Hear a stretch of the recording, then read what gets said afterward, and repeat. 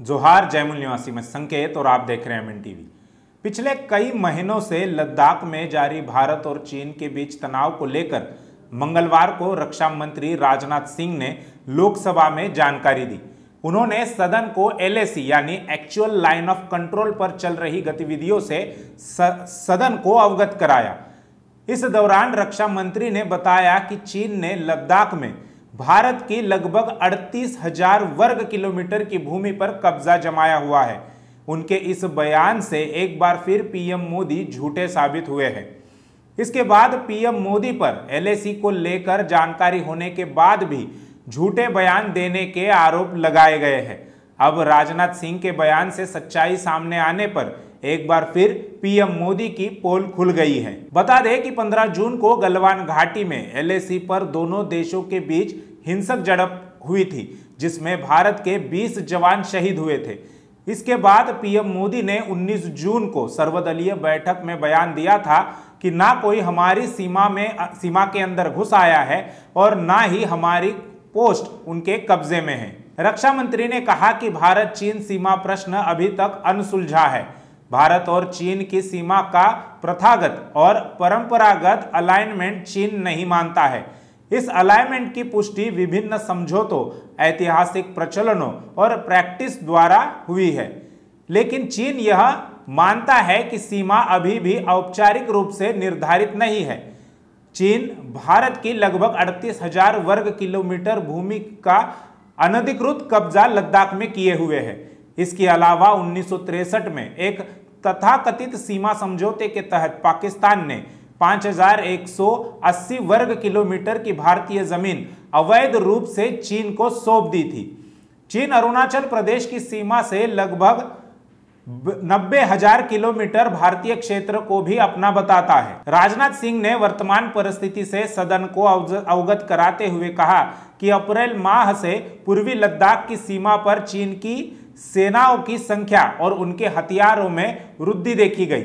मई महीने की शुरुआत में चीन ने गलवान घाटी क्षेत्र में हमारी सेना के सामान्य परंपरागत पेट्रोलिंग पर्यटन में व्यवधान शुरू किया, जिसके कारण तनाव स्थिति उत्पन्न हुई। ग्राउंड कमांडर्स द्वारा इस समस्या को सुलझाने के लिए विभिन्न स्तरों पर वार्ता की जा रही थी। इसी बीच मई के मध्य में चीन द्वारा वेस्टर्न सेक्टर में कई स्थानों पर एलएसी पर अतिक्रमण करने की कोशिश की गई।